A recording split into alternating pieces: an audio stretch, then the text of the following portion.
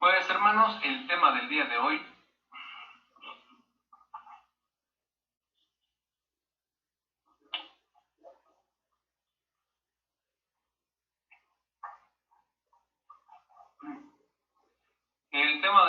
independientemente de la fecha, independientemente de que, bueno, algunas congregaciones evangélicas o grupos cristianos celebren esas fechas, el tema de hoy no es por recordar la fecha del nacimiento del Señor Jesucristo, porque realmente la fecha como tal no la tenemos, no se tiene.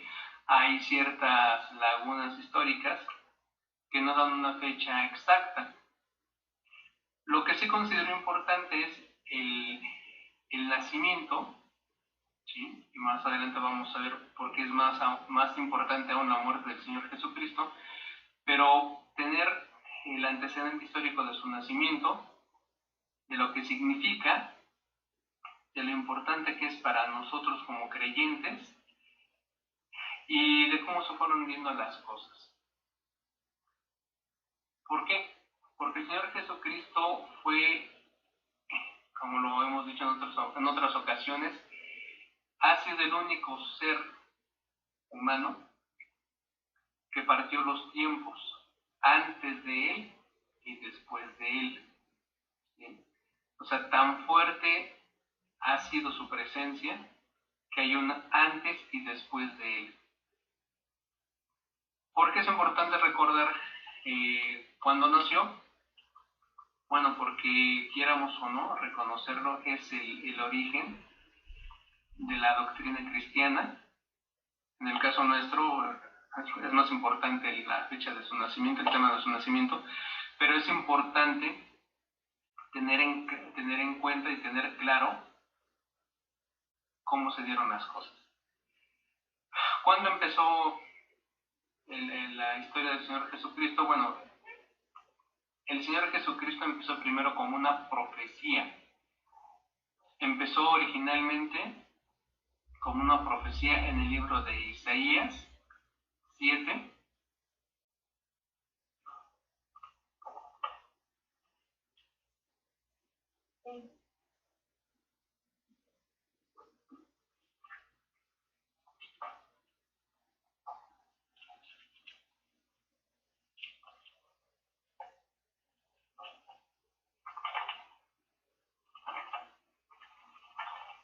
Isaías 7 del 10 al 17.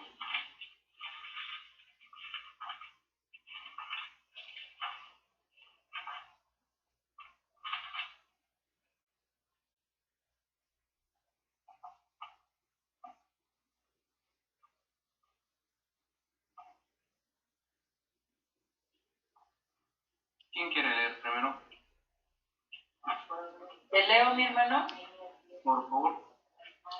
Habló también Jehová a Acaz diciendo: pide para ti señal de Jehová tu Dios, demandándola ya sea de abajo en lo profundo o de arriba en lo alto. Y respondió Acaz: no pediré y no tentaré a Jehová. Dijo entonces Isaías: oíd ahora, casa de David, que es poco el ser molestos a los hombres, sino que también lo seáis a mi Dios. Por tanto, el Señor mismo os dará señal. He aquí que la Virgen concebirá y dará a luz un hijo, y llamará su nombre Emmanuel. Comerá mantequilla y miel hasta que sepa desechar lo malo y escoger lo bueno. Porque antes que el niño sepa desechar lo malo y escoger lo bueno, la tierra de los dos reyes que tú temes será abandonada. Jehová hará venir sobre ti, sobre tu pueblo y sobre la casa de mi padre días cuales nunca vinieron desde el día que Efraín se apartó de Judá, esto es, el rey de Asiria. Así es, hermanos. ¿Alguien tiene noción del periodo en el cual vivió Isaías? Bueno, ¿Se acuerdan que les mencionaba que el Señor Jesucristo marcó un antes y un después de su fecha? Isaías nació en el año 765 antes de que naciera el Cristo y murió por órdenes del rey Manasés en el año 695 antes de Cristo. Murió de una forma muy bonita, murió cerrado. O sea, una muerte nada agradable. Y por algunas circunstancias los servidores de Dios, sus muertes nunca son nada agradables, pero bueno, ese es tema de otro estudio. Entonces podemos ver que la profecía del nacimiento del Señor Jesucristo fue aproximadamente 700 años antes de que Él llegara a la tierra. Bueno, pero si observamos, aquí no se especifica claramente la palabra Jesús el Cristo. Se menciona la palabra Emanuel. Emanuel se pronuncia como Im-ma-nu-el, que significa Dios. Con nosotros está Dios. Eso es lo que significa la palabra Emanuel. Con nosotros está Dios. Si observamos la palabra Emanuel al decir que con nosotros está Dios, básicamente como que hace referencia a que la presencia física, la imagen y semejanza de Dios iba a estar entre nosotros. Tal vez de ahí viene cuando el Señor Jesucristo es interrogado y le dice, bueno, enséñanos al Padre y nos basta. Y el Señor Jesucristo contestó, tanto tiempo he estado con ustedes y me preguntas que les enseñe el Padre. Esa es una reflexión Esa es una reflexión de cómo las palabras a veces son escritas o son dichas, pero muy pocas veces son analizadas. Luego se dicen las cosas de una forma tan general que no se le da el significado específico. Entonces, cuando ustedes escuchan que una persona tiene por nombre Emanuel, es lo que significa su nombre, y con nosotros está Dios. Pero bueno, ¿qué dice Mateo 1, del 18 al 24?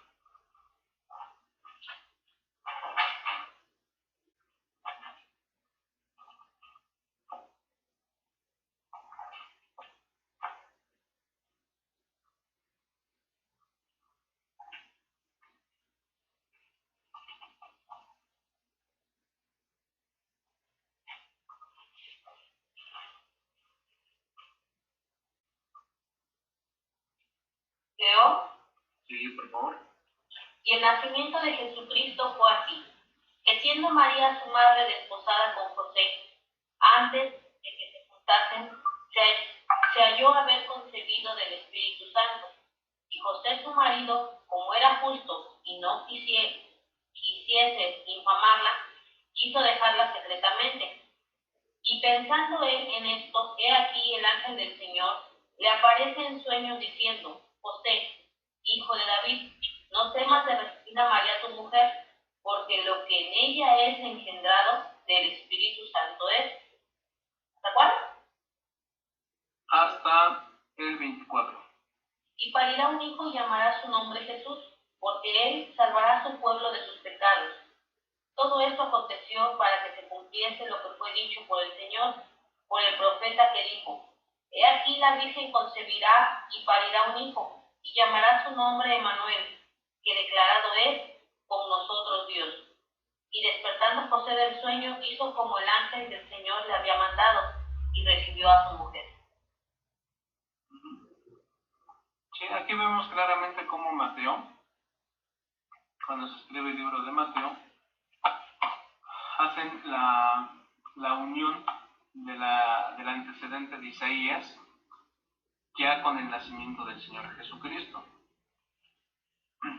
Para comprobar realmente que Jesús fue el Mesías, se dio una serie de estudios y de análisis muy complejo, pero bueno, ahorita no lo voy a sacar por cuestiones de tiempo.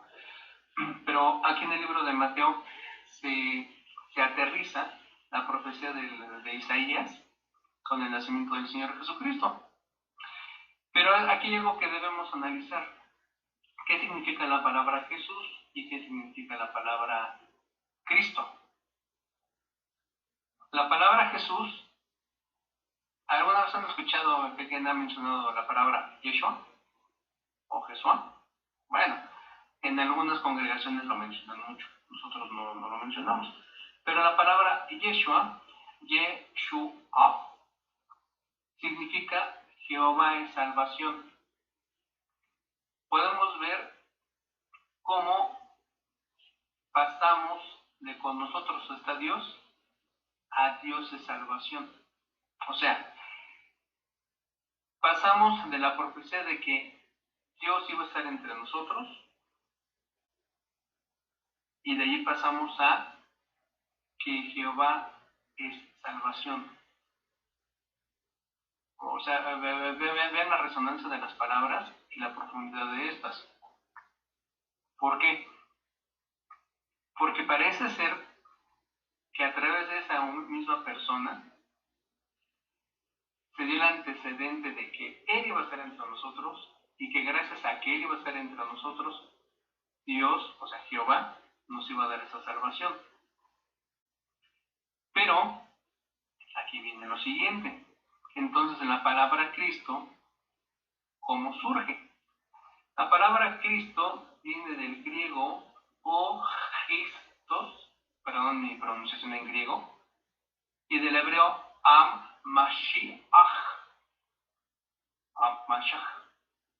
que significa el Mesías, y al castellano nuestro significa el ungido. Chio, ¿qué significa ser ungido? ¿O qué es un ungido? Alguien a quien Dios le dio el Espíritu. Cuando a alguien lo ungen como sacerdote, ¿Verdad? ¿a qué nos referimos con esto? Janet del Ángel.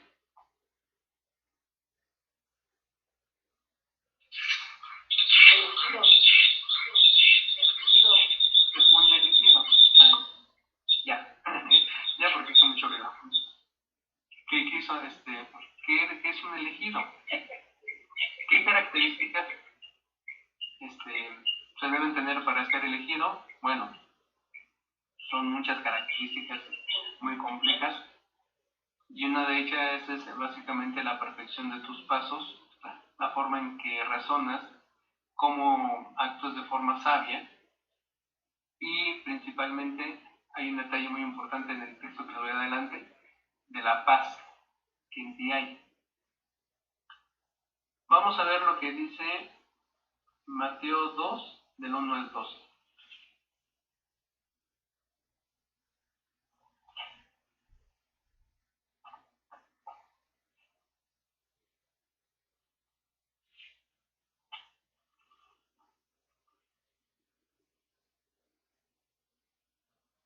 Leo. Sí, por favor. Dice, Jesús había nacido en Belén, en Judá, durante el reinado de Herodes. Unos magos que venían del oriente llegaron a Jerusalén y preguntando dónde está el rey de los judíos recién nacido, porque hemos visto su estrella en el oriente y venimos a adorarle. Hasta el 12. Sí, por favor. Dice, Herodes y todo Jerusalén que quedaron muy alborotados al oír esto, reunieron de inmediato a los sumos sacerdotes y a los que enseñaban la ley al pueblo y les hizo precisar dónde tenía que nacer el Mesías. Ellos le contestaron, en Belén de Judá, pues así lo escribió el profeta. Y tú Belén, tierra de Judá, no eres en absoluto la más pequeña entre los pueblos de Judá, porque de ti saldrá un jefe, el que apacentará a mi pueblo de Israel. Entonces Herodes llamó en Entonces Herodes llamó en privado a los magos y les hizo precisar la fecha en que se les había aparecido la estrella. Después los envió a Belén y les dijo: vayan y averigüen bien todo lo que se refiere a ese niño. Apenas lo encuentren, avísenme, porque yo también iré a rendirle homenaje.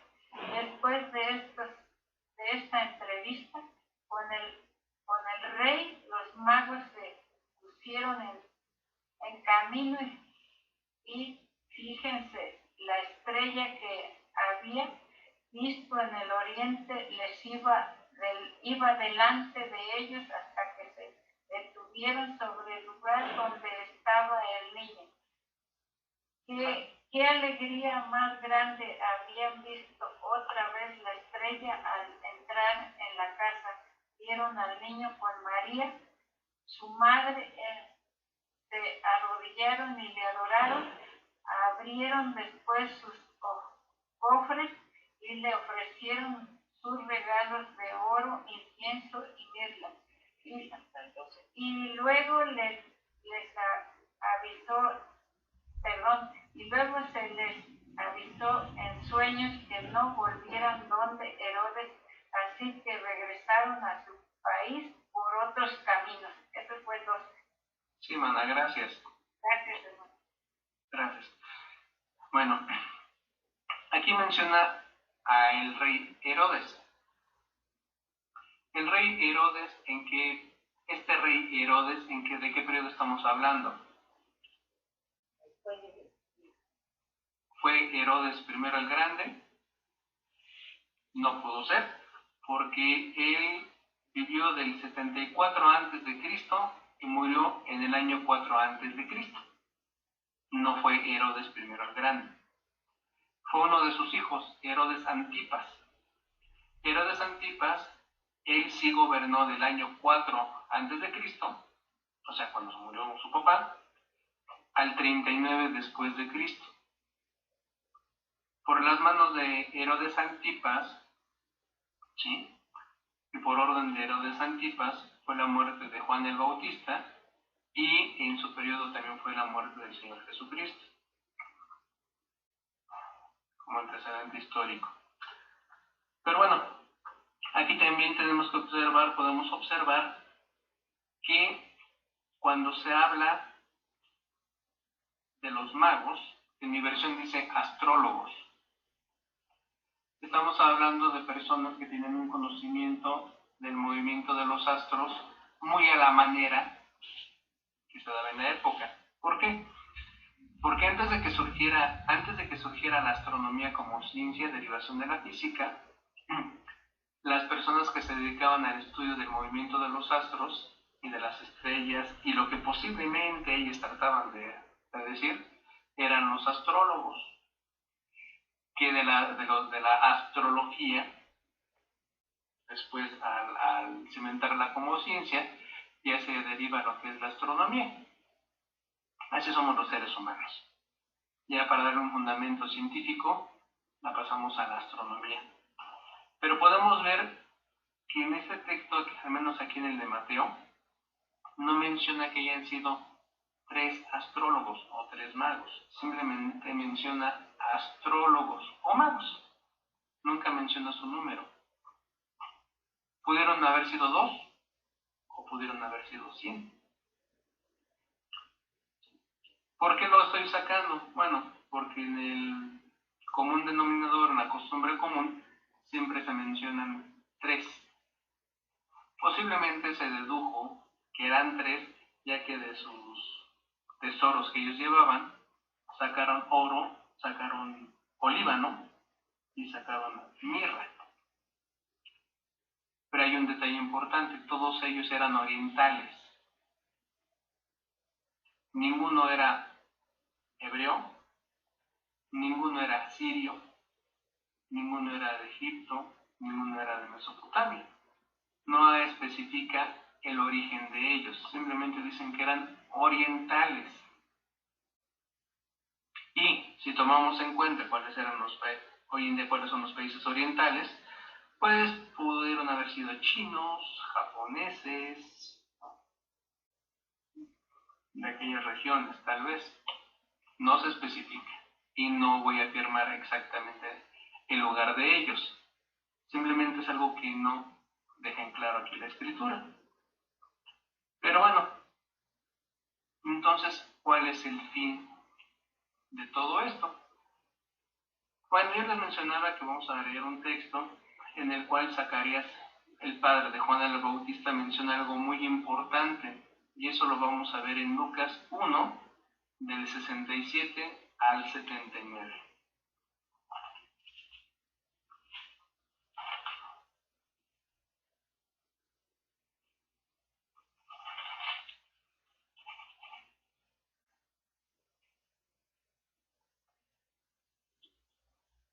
¿Quieres que lea? Sí, por favor.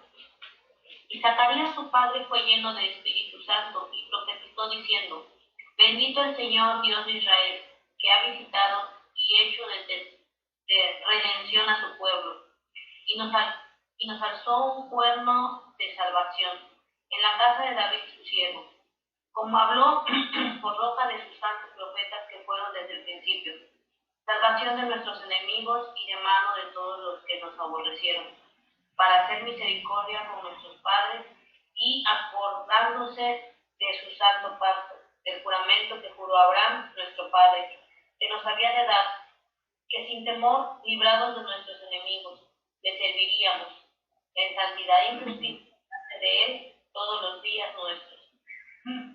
Y tú, niño, profeta del Altísimo, has llamado, ¿por qué irás ante la faz del Señor para aparejar sus caminos, dando conocimiento de salud a su pueblo, para remisión de sus pecados, por las entrañas de la misericordia de nuestro Dios, con que nos visitó en lo alto del oriente, para dar luz a los que habitan en tinieblas y en sombra de muerte, para encaminar nuestros pies por caminos de paz?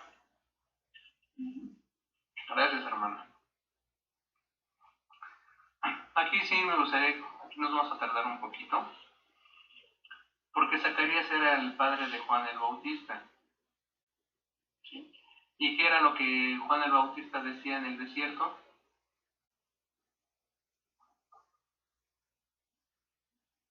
Lupita, no te escuché. Arrepentidos porque el reino de Dios se ha acercado. El reino de los cielos se ha acercado.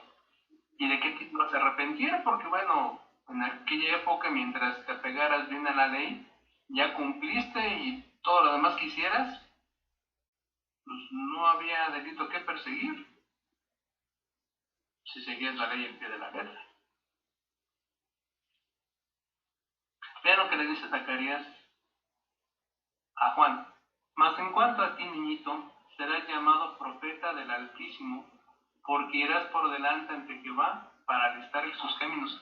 Y así fue, ¿no? Efectivamente, Juan el Bautista fue lanzado primero y él fue el que empezaba a proclamar en el desierto. Y esa voz del desierto decía que se arrepientan porque el reino de los cielos se ha acercado.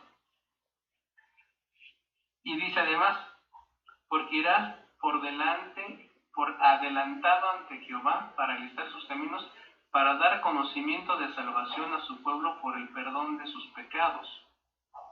Debido a la tierna compasión de nuestro Dios, con esta compasión nos visitará un amanecer desde lo alto. Amanecer desde lo alto. ¿Acaso cayó una estrella? ¿Acaso cayó el sol? ¿A qué se refería con esa palabra? Amanecer desde lo alto para dar luz a los que están sentados en oscuridad y en sombra de muerte, para dirigir nuestros pies prósperamente en el camino de la paz. Significa que hasta ese momento, hasta el momento antes del Señor Jesucristo, se vivía en una oscuridad, podemos decir intelectual, podemos decir que era una oscuridad de conciencia, podemos decir que se vivía en oscuridad porque, bueno, las guerras eran constantes, pero aquí básicamente a lo que se refiere es que esa luz era nuestro Señor Jesucristo por el nivel de conciencia que Él tenía. Y esa conciencia fue la que nos ha enseñado para que nosotros fuéramos transformados, y esa conciencia es la que actúa o debe actuar en nuestras vidas antes de la acción. ¿Qué sucede cuando no hay conciencia en la persona? ¿Qué sucede cuando van por delante los instintos o cuando actúas de manera visceral?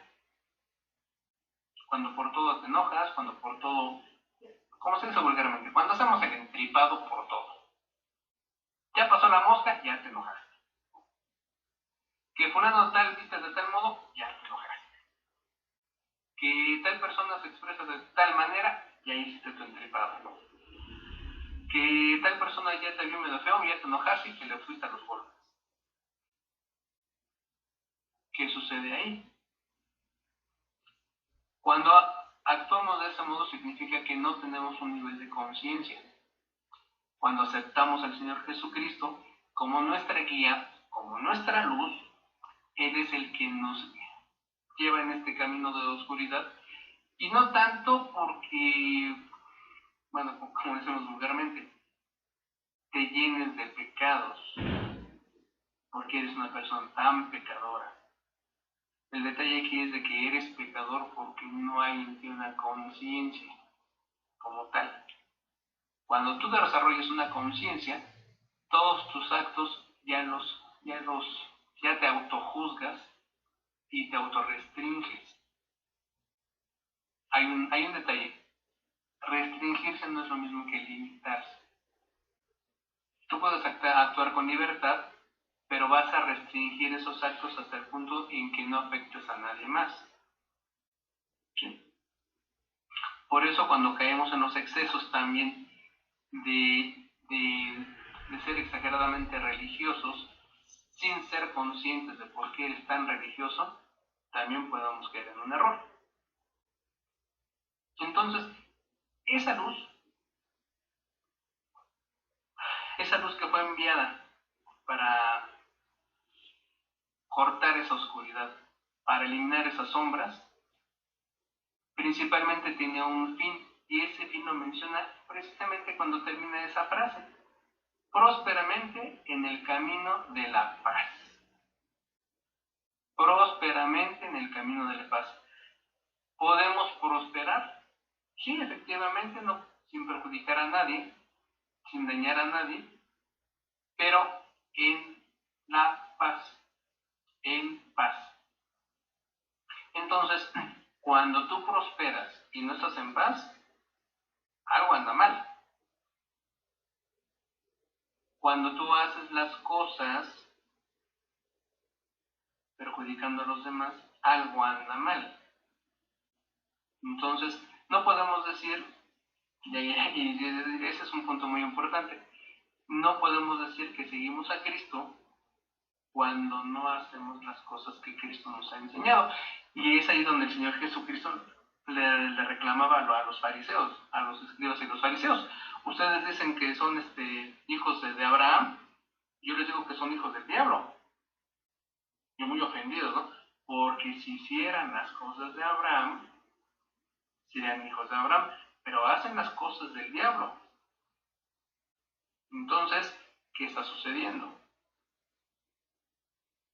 Y así, pues cualquier cristiano puede decirse, bueno, sí soy muy cristiano, me baño en agua bendita, me voy de rodillas a hacer mi penitencia, pero tus actos con el prójimo siguen siendo los mismos. No tiene sentido. Y aquí entonces, que nuestros pies deben estar dirigidos prósperamente en el camino de la paz. ¿Y qué es vivir en paz? ¿A poco de ahorita que estamos encerrados en la cuarentena estamos en paz? ¿O vivimos en paz?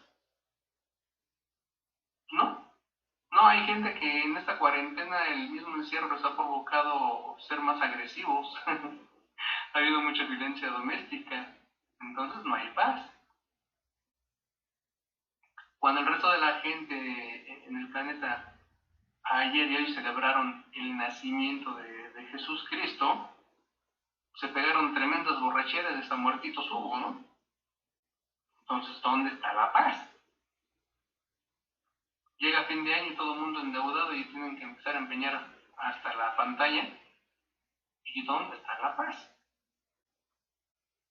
Entonces, repito, el tema de la conciencia, esa luz que llega a nuestras mentes, esa luz que llega a nuestros corazones, si no la dejamos actuar y que ilumine en nosotros, no sirve de nada. Por eso la parábola de la vela. ¿La luz dónde se pone? Pues donde alumbre. Porque si pones una luz debajo de la mesa, pues ahí no va a alumbrar nada. No alumbra gran cosa. Y así es con nosotros. ¿Qué va a estar con ustedes?